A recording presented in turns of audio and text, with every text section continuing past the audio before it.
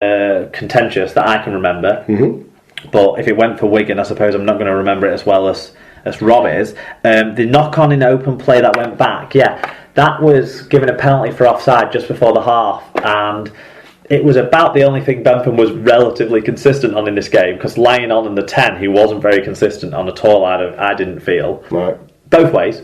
But yeah, Wigan were given a penalty right before half-time. That seemed to be quite a while after the offside, but still on that play. Yeah. But yeah, Wigan forced a pass that went to ground, and he came back for the penalty around the sort of to one side of that, which I was surprised they came back after such a time. But obviously he will have been shouting at them to be onside, and it wasn't the first time he penalised them for that, and he penalised Wigan for it a couple of times in the second half, right? Or at least once that I can remember in the second half, maybe once in the first half too, actually, come to think of it. The decision, for any moaning about the Mossop offload, that may have been, close. Mm-hmm. The dog botherer knockdown for McMeekan, who then got the ball out after what could have been a penalty when Tierney stripped it from him, but McMeekan grabbed it back again. What a beast he is. What a fucking... if I've got a man crush this year, it's Mike McMeekan. Wow, in real life, in human seeing him, what a... You've gone from one extreme to the other. With you and Alwar, I always envisaged you as being the pegger rather than the peggy, but with McMeekan, mate, I think it's only going one way. Oh yeah, of course. What a straight up your statue hoop of a man he was becoming. But anyway, he got the ball off to Millington, who scored. Yeah. But I thought that back down was forwards, right?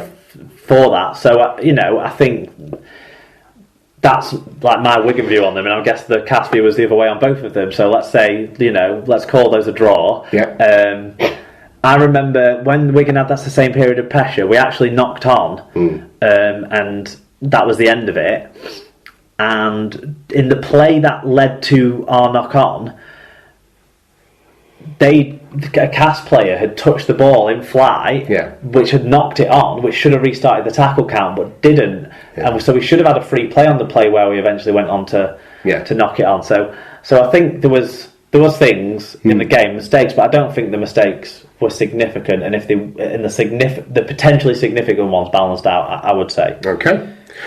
Fair enough. Well, eloquently put. Craig Malson got in touch. I sincerely hope you enjoyed the game, if not the result, Craig, since you're back in the UK watching your boys live for the first time in a while, I imagine. First time. I think he went to a game already. I think he's been to a home game. First couple of games back. Yeah, yes, he did. He went last week, didn't he? You're right. But I hope he's enjoying actually seeing the boys live. He said, we tried hard, very hard, I thought, but we just ran out of a few ideas and a lot of steam towards the end.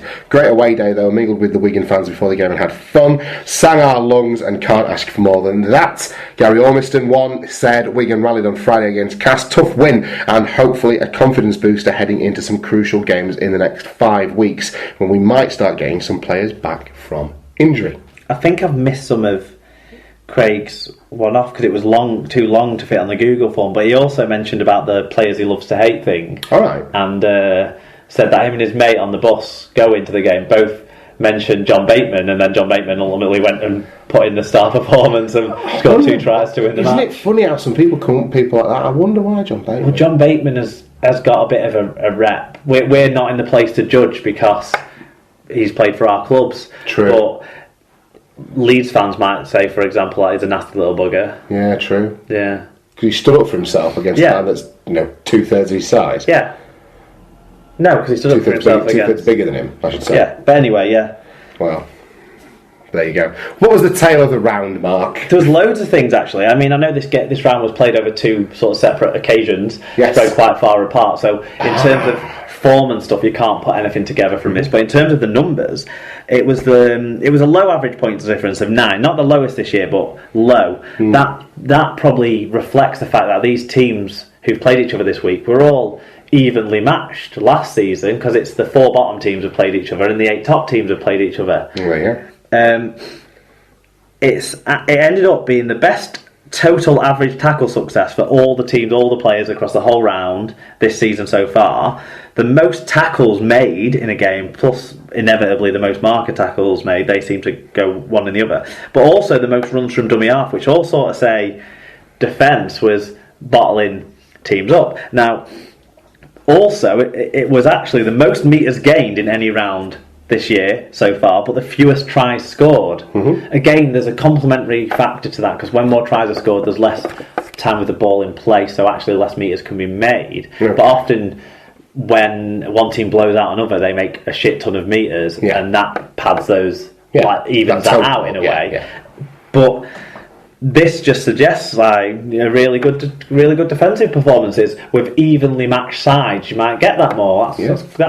That's what the dream is, isn't it? Really, evenly matched sides, games that go down to the end, like the whole game. Most notably this week, but also to an extent, a couple of the games that were played previously. Wakefield only won 14-12 at Hull KR in round 11. That's right. And Salford won by 8 points. Wigan won by 14 in the end, but the last try was right at the end. Similar to the Giants game, they were 7 ahead until right near the end. And Leeds, we've already covered. There was only really the Saints game that was a blowout of sorts. It's not 6 tries to 2. If the kicks had all gone over, it would have been 24 points, wouldn't it? Very good. So, how did that affect things in the Super Root and Dream Team standings? Well, in the predictions, first of all, I got 3 out of 4, you got 2 out of 4 of these. I didn't look back to see what we got for the other ones years gone by.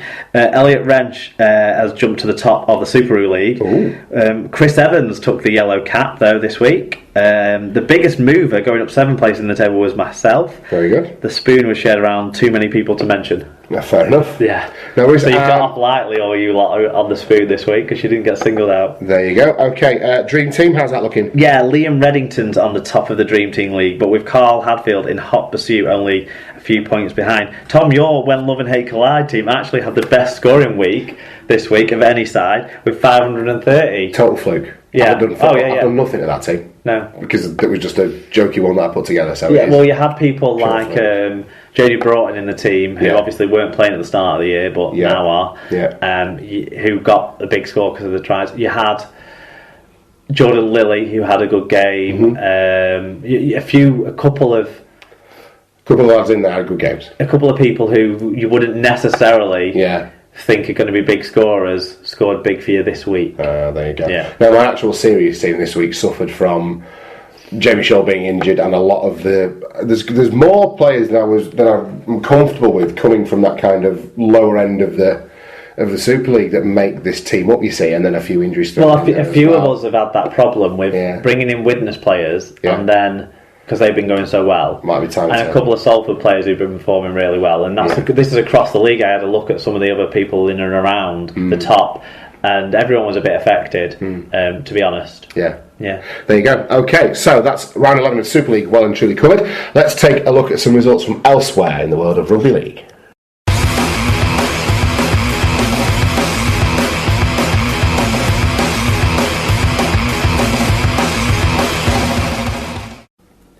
Okay, so into the Challenge Cup then as well. The bottom 4 Super League sides joined the competition this week. First results of the weekend saw Wakefield beat the Sheffield Eagles by 44 points to 10.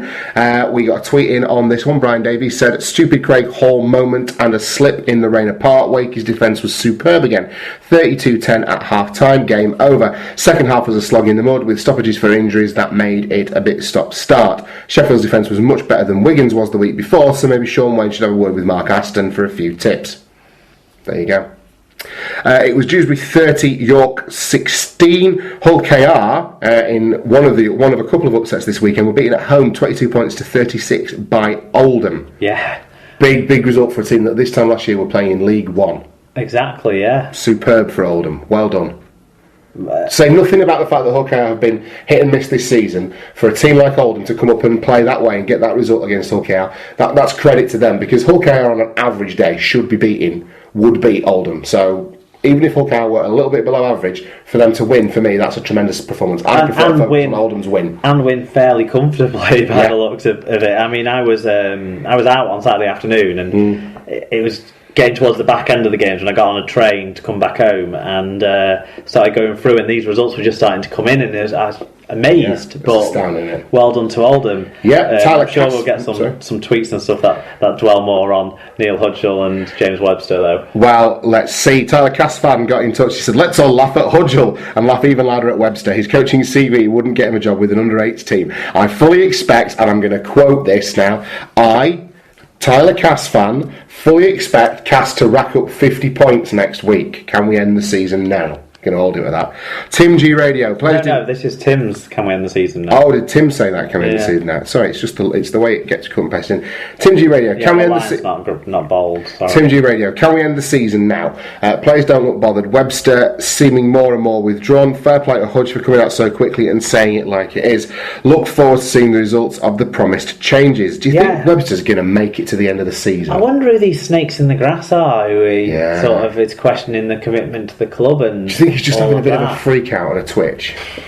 It'd be interesting to see. He's promised changes, so you'd expect the fans to kind of kick up a lot if this run continues and they don't see changes. Yeah.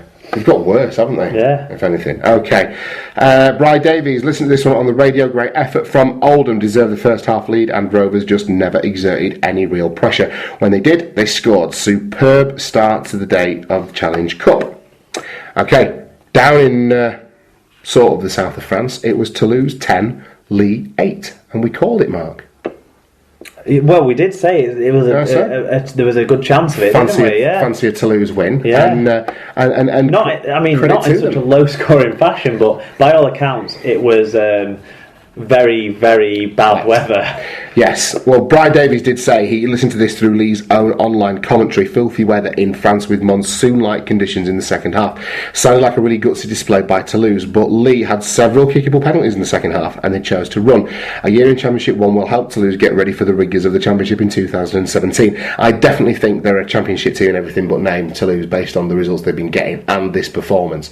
But the thing that intrigued me most about Toulouse is I did a bit of research on them and looked at I thought, well, there must be some players I know or recognise in that team, and the only one that really stood out for me was Kane Bentley.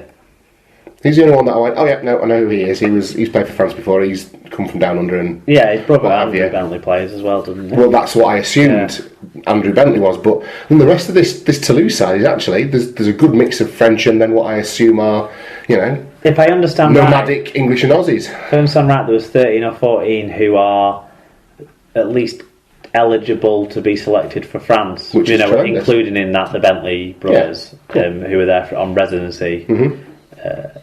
Credit to them because But they've been available for selection for France for a number of years. Played in the World Cup, didn't they, the Bentleys? So they've been around the France sort of setup. But credit to Toulouse, that's a tremendous result for them as well. It was Batley 28, Featherstone 10 in the Sky TV game. Tyler got in touch on this one as well. Batley certainly know how to play that slope both ways. It's time one of the TV companies realised how attractive the Championship is. Brian Davies said that Batley really know what they're doing on their own ground. That 4-try burst killed Fev, some real entertainment at that level, and a real shame that Sky ignore it despite having the rights. Would love Wakefield away at Batley in the next round. Kia versus Chester. Oh, interesting stuff. Yeah, that's a good shout, isn't it? Yeah, I mean, I caught the second half of this one, and so I saw the Batley storming performance in that spell, and it was really the starting props when they came back on, Hurst and I want to say Brown. Yes. They really took it to them, and that created a bit more space and stuff for the other players to score some tries, but they really took it to them, and the young hooker who came on added a bit of fizz as well around that same time. He was in his sort of the second half of his spell after half time, and he added a bit of fizz around, so those three really set a platform going down the hill. Sean Ainco's always good value for entertainment, not necessarily for execution, but for sheer entertainment. He can be. He's just rocks and diamonds in the Championship for me. It's just insanity sometimes what he does, and then insanely brilliant as well. But great to see, and congratulations to Batley. Rochdale were well beaten at home, 6 points to 62 by Widnes, as you might expect.